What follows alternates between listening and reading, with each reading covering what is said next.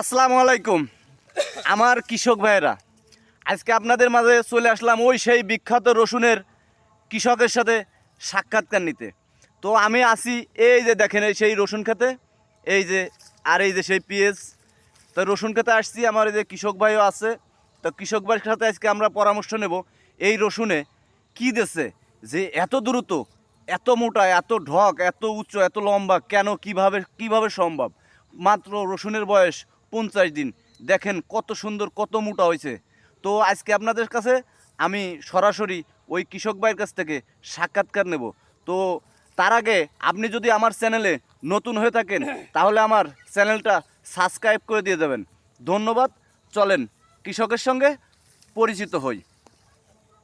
তো চলেন কৃষক ভাইয়ের সাথে পরিচিত হই। আসসালামু আলাইকুম ভাই। ওয়ালাইকুম আসসালাম। ভাই কেমন আছেন? আল্লাহ পাক ভালো রাখছে। আপনি তো আমার ইউটিউব চ্যানেলে তো আপনি ঝাঁকানাকা করে দিলেন ভাই।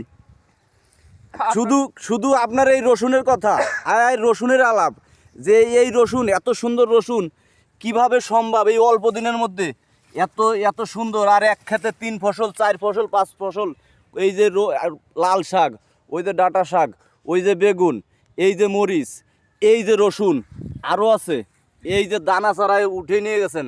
তো ভাই এগুলো কিভাবে সম্ভব একটু বিস্তারিত বলবেন? আমার এই বন্ধুরা, কৃষক বন্ধুরা জানতে চাচ্ছে যে এক ভুঁইতে একসঙ্গে এত ফসল কিভাবে সম্ভব। একটু বলবেন কি যে কিভাবে মানে ভুঁই চাষ করাতে শুরু করে আপনি দানা চারালেন কিভাবে, মরিচ লাগালেন কিভাবে, রসুন লাগালেন কিভাবে, ডাঁটা এবং লাল শাক, বেগুন, এতগুলো কিভাবে সম্ভব একটু বিস্তারিত বলবেন ভাইয়া? হ্যাঁ হ্যাঁ বলেন প্লিজ বলেন।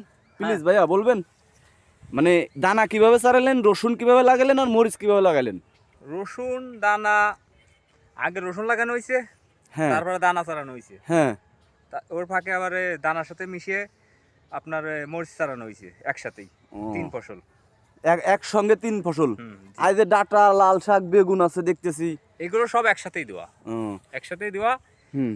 পর্যায়ক্রমে আর কি। তোমার এই এটার পরটা এইভাবে উঠে যাবে। ও।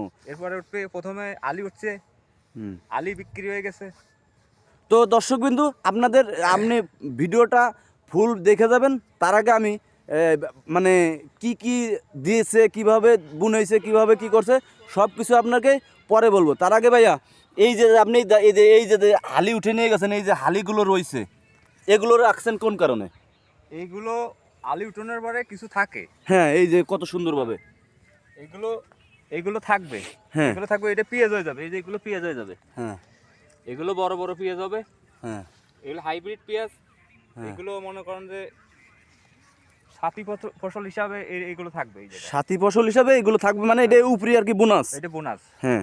তো আপনি এই যে ভাই মূলত কথা হলো, এই যে রসুনটা যে এত দিনে, এই যে অল্প দিনের ভিতরে যে এত সুন্দর, এত লম্বা, এত ঢক, এই চড়া, বেশিরভাগই চড়ালারা এই রসুনগুলো এতভাবে এত দূরত্ব এটা মোটা তাজা করে। তো আপনি কিভাবে এই বাগানের ভিতরে, এই যে বাগানের ভিতরে যে আপনি রসুনটা এইভাবে চাষ করছেন, এই যে সম্পূর্ণ চারপাশ দিয়ে দেখতেছি কলা বাগান, আম বাগান, মানে চারপাশ থেকে বাগান, এর ভিতরে এত সুন্দর রসুন কিভাবে বানালেন আপনি ভাই একটু বলবেন?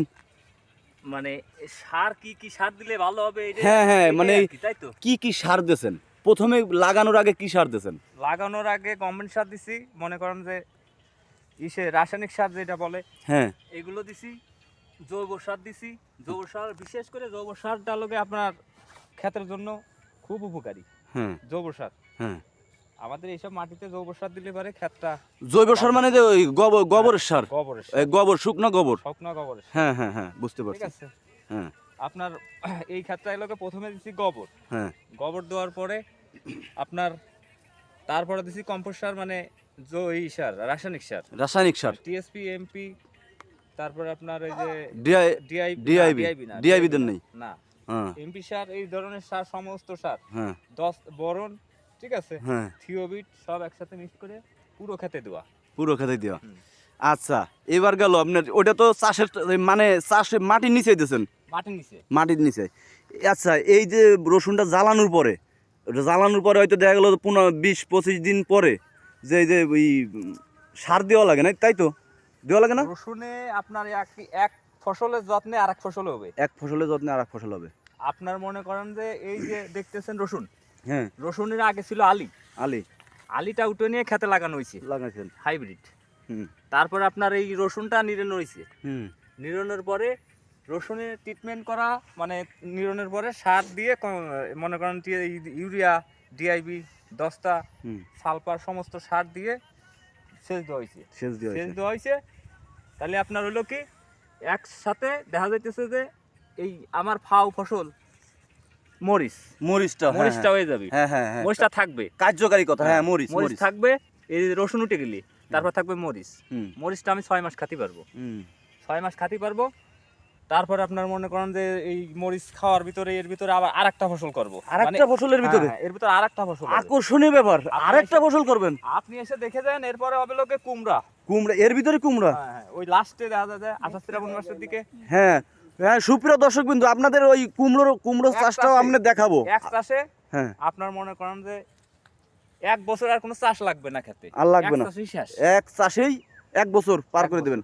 আচ্ছা ভাই, আরেকটা কথা, এই যে আপনি এই রসুনটা এত বড় বড় যে এই যে বেগুন বানাইছেন, লাগাইছি, হ্যাঁ হ্যাঁ, এই যে হ্যাঁ, বেগুন বেগুন, এগুলো জাংলা হিসেবে পরে কাজ করবে। এইগুলোর পর জাংলা। হ্যাঁ, পরে আচ্ছা, জাংলা হিসেবে কাজ করবে। আপনি আরেকটা কথা জানতে চাইছি, আপনি এই রসুনে কোনো কীটনাশক ব্যবহার করেন নাই?